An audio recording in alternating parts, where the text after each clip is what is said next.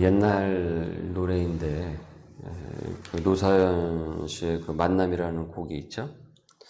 참 언제적 노래입니까? 참 옛날 완전 가요가 또 돼버렸습니다. 시간이 참 많이 흘렀어요. 그 곡의 가사가 이렇게 시작을 합니다.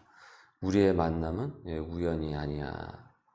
새벽 예배 때 차마 노래를 부를 수는 없을 것 같고, 여하튼 가사가 이렇게 이제 시작을 합니다. 지나온 적 사고의 출발은요, 모든 것이 다 우연입니다. 우연. 이 넓은 우주에 생명체가 있는 이 지구가 이렇게 생긴 것도 이 지구만 유일하잖아요. 이 지구가 이렇게 있는 것도 우연이고, 수백만, 수천만, 수억 분의, 수십억 분의 그 일을 뚫고 이 고도의 이 지성을 가진 인간이 생겨난 것도 그저 우연. 그리고 우리가 일상에서 벌어지는 그 모든 일들도 다 우연. 모든 것이 다 우연입니다. 그러니까 어떻게 내가 이 세상에서 이런 인식을 가진 인간으로서 존재하게 되었는가? 그거는 우연이다. 우연히 시간이 지나다 보니까 모든 것이 그렇게 흘러가다 보니까 그렇게 된 것이다. 다 우연이다. 그 유명한 그 과학 교양서인 칼 세이건의 코스모스에서는 인간을 우주의 먼지에 불과하다라고 전제로 이제 시작을 합니다. 그 이야기로 시작을 해요. 가만 보면 맞는 말이기도 하죠. 이 넓은 우주에서 나라는 존재가 얼마나 작습니까? 그죠? 거대한 우주가. 지금 이 지구는 이 태양계 안에 이렇게 있지 않습니까? 이 태양계도 어마어마하게 넓잖아요. 정말 끝이 어딘지를 모를 정도 넓은데 그 태양계가 이 우주에 수도 없이 많습니다. 그와 같은 이 태양계가, 은하가. 그러니까 그 크기에 비하면은 나라는 존재는 얼마나 작습니까? 먼지에 불과한 거 맞죠? 먼지에 불과하죠. 그러니까 먼지에 불과한 나 같은 거, 이 세상에 있던 없던 누가 상관하겠습니까? 그것이 이 우주에서 뭐가 그렇게 중요하겠어요? 먼지에 불과한데. 어차피 먼지에 불과하니까 있으나 없으나 중요하지 않죠. 중요하지 않은 존재인 것이죠. 하지만 성경은 나를 하나님의 형상이라고, 걸작품이라고 말씀하고 있습니다. 창세기 1장을 여러분 기억하시죠? 우리 새벽에 창세기 첫 1장 말씀을 시작했을 때 1장 27절 하나님이 자기 형상 곧 하나님의 형상대로 사람을 창조를 하시되 먼지를 창조하셨다는 얘기가 없습니다. 사람을 창조하셨다고 했습니다.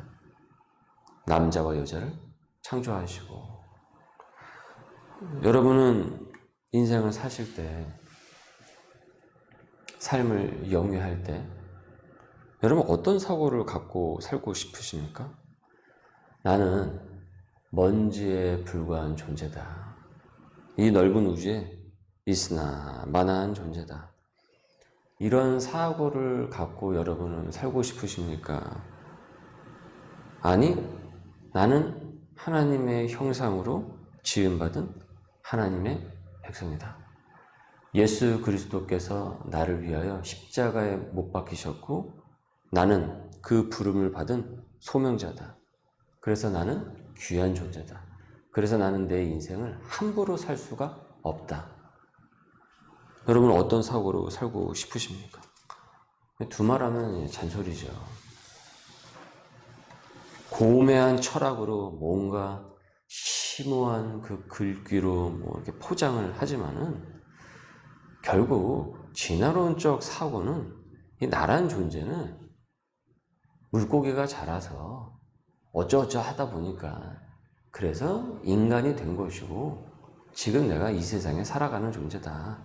그냥 그런 우연의 산물인 것이고 지극히 작은 먼지에 불과하다는 것 아니겠습니까?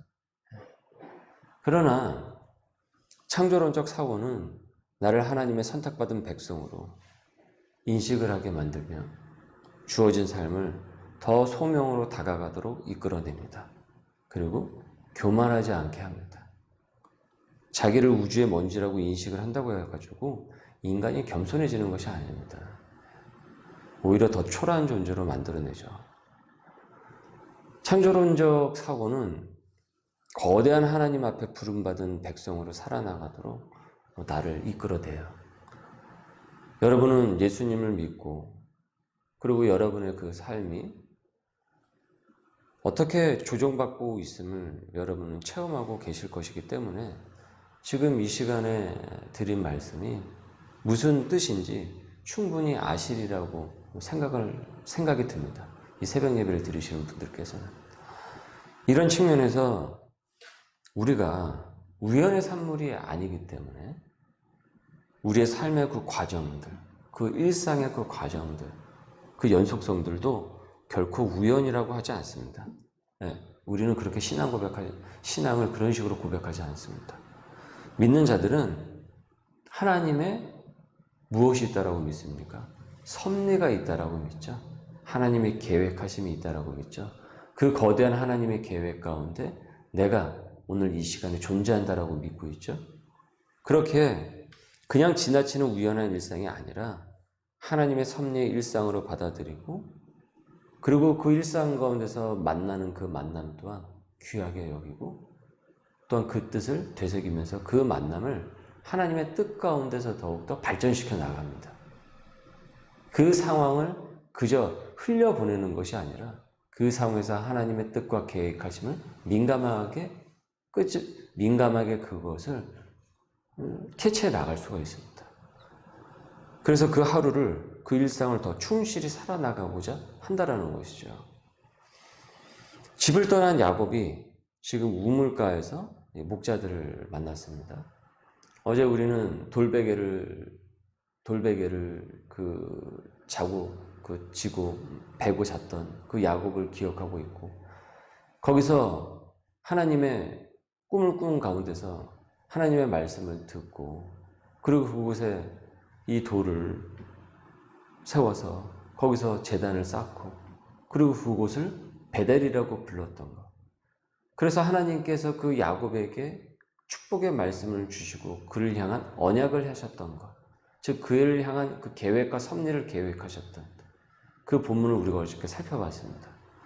그리고 오늘 이제 우물가에서 목자들을 만나고 그리고 그들을 통해서 외삼촌 라반의 소식을 듣게 돼요. 그리고 마침 라반의 딸인 라헬이 또 양을 몰고 오고 있는 거예요. 그 시간대에. 4절을 보십시오. 야곱이 그들에게 이르되 내 형제여 어디서 왔느냐 그들이 이르되 하란에서 왔노라. 야곱이 그들에게 이르되 나홀의 손자 라반을 아느냐 그들이 이르되 아노라. 야곱이 또 그들에게 이르되 그가 평안하냐 이르되 평안하니라. 잘 지내고 있느냐? 잘 지내고 있다. 그의 딸 라헬이 지금 양을 물고 오느니라. 그리고 본문에 나온 바처럼 야곱은 다시 라헬을 통해서 이 외삼촌 라반과 극적인 그 상봉을 하게 됩니다. 10절에 야곱이 그의 외삼촌 라반의 딸 라헬과 그의 외삼촌의 양을 보고 나아가 우물 아귀에서 돌을 옮기고 외삼촌 라반의 양떼에게 물을 먹이고 그가 라헬에게 입맞추고 소리내어 울며 그에게 자기가 그의 아버지의 생지류 리브가의 아들됨을 말하였더니 라헬이 달려와서 그 아버지에게 알리매 라반이 그의 생질 야곱의 소식을 듣고 달려와서 그를 영접하여 안고 입맞추며 자기 입으로 인도하여 드리니 야곱이 자기의 모든 그간의 그 일들을 라반에게 말하매 라반이 이르되 너는 참으로 내 혈육이로다. 야곱이 한 달을 그와 함께 거주하더니 야곱이 라헬을 만나고 훗날 그의 아내가 될 그 여인을 만나는 이 장면이 여기 창세기에 왜 있겠습니까? 똑같이 이 본문을 보더라도 믿는 자의 시각과 믿지 않는 자의 시각은 다릅니다. 그저 우연히 야곱이 우물가에서 목자들을 만났고 그 목자들이 우연히 라반을 마침 아는 사람들이었고 또 마침 우연히 라헬이 지나가고 있었고 양을 데리고 오고 있었고 그러다가 우연히 라반을 만나고 그러나 우리가 창조론적 사고로 야곱의 삶을 인도하시는 그 하나님을 믿는 자의 그 시각으로 보면은 하나님께서 그의 삶을 이렇게 인도하시는구나 라고 우리는 이제 보게 되죠. 섭리의 시각으로 보게 됩니다. 지금 여러분 창세기이지만은 마태복음 1장에 보면은 예수님의 족보가 실려져 있습니다. 마태복음 1장 1절에서 2절 보시면 아브라함과 다윗의 자손 예수 그리스도의 계보라. 아브라함과 다윗의 자손 예수 그리스도의 계보라. 2절은 어떻게 시작합니까? 아브라함이 이삭을 낳고 이삭은 야곱을 낳고 야곱은 유다와 그의 형제들을 낳고 야곱이 등장하죠. 마태복음 1장이 신약의 첫 시작이 그리고 둘째 절이 이 야곱으로부터 이어지고 있어요. 그 족보가. 그리고 예수 그리스도로 이어지게 되는 것입니다. 이는 신약의 예수 그리스도의 구속사 사건으로 쭉 이어져가는 성경의 구속사를 이해한 우리는 지금 이 만남 속에서 오래전부터 모든 것을 준비하시고 계획하시는 하나님의 섭리를 보게 된다는 거죠. 지금 이 우물가에서 목자를 만나고 이 목자들을 통해서 라반의 소식을 듣고 그 다음에 이 라헬을 만나게 되는 이 모든 장면들이 작은 우연의 일상인 것처럼 보이지만 신약으로 보면은 그 모든 것들이 그 가운데서 하나님께서 세밀하게 조정하시면서 그의 삶을 인도하시는 것을 우리가 보게 된다는 거죠. 그렇기에 야곱의 이 만남들은 그저 우연이 아니라 하나님의 섭리 안에서 가고 있었다는 것입니다. 그 계획 안에서 필연적으로 이어지고 있었다는 거죠. 지금은 외삼촌 라반이 이렇게 막 조카 야곱을 막 환대를 해주죠. 막 너는 나의 피부치다 하면서 막 이렇게 감격적으로 막 그를 환영해주고 하지만은 이 야곱보다 이 라반이 보통 사람이 아닙니다. 이 야곱보다 더 한 수 위인 아주 야박하고 이 탐욕이 많은 라반입니다. 사실은 어떻게 보면 이게 야곱이 잘못 걸렸다고 볼 수가 있어요. 그런데 그래서 이 야곱은 이 라반으로 인해서 아주 고생이랑 모장은 다 하죠. 이제 우리가 후차의 말씀을 통해서 보게 되지만 하지만 여러분 그것 또한 그의 신앙과 그의 다듬어지지 않은 그 성품을 단련하시는 하나님의 세심한 그 섭리였음을 우리가 보게 됩니다. 야곱을 섭리하신 그 하나님이 동일하게 지금 저와 여러분의 인생을 섭리하고 계십니다. 아무것도 아닌 그 일상 속에서 세밀하게 준비하시는 그 섭리하심이 있음을 우리가 깨닫게 된다는 거죠. 그래서 그것이 아무것도 아닌 일상이 아님을 우리가 깨닫게 돼요. 그렇게 우리는 하루하루를 하나님의 섭리 가운데 있음을 굳건히 믿어야 됩니다. 저와 여러분이 이 소명의 교회에서 이 장소에서 이렇게 새벽의 말씀으로 한 식구가 되었다는 것이 그것을 결코 우연이라고 생각하시지는 않으실 것입니다. 아시겠지만 저도 이 장소에서 이 코로나 시기에 또 소명의 교회가 개척이 될 것이라고 생각하지도 못했습니다. 저는 신학교 들어갈 때 여러 가지 이제 결심을 많이 했지만은 저는 사실 개척을 할 생각은 추호도 없었습니다. 제 주변의 친구들도 알지만. 하지만 또 하나님께서 그 섭리 가운데서 그 개척을 받아들이게 되었고 또 이렇게 소명의 교회가 시작하면서 예배가 시작되었고 이 말씀을 통해서 우리가 또한 서로 만나게 되었단 말이죠. 다는 모르지만은 조금씩 그 하나님의 뜻을 이제 저도 깨달아가고 있습니다. 그저 우연이 아니라 섭리 속에서 또 이렇게 하나님께서 교회가 시작하게 하시는구나.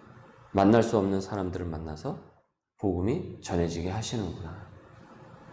앞으로 또 어떻게 하나님께서 우리를 인도하실지 모르지만 우리의 교회와 또 우리 교인들의 그 삶이 결코 우연의 토대가 아니라 섭리의 토대 위에 있음을 우리가 믿는다고 한다면 모든 만남과 일상에서 우리는 하나님의 뜻을 발견을 할 수가 있습니다.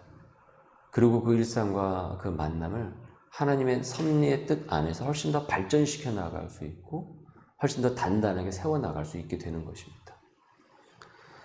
삶은 주님의 섭리를 이해하는 과정이라고 했죠.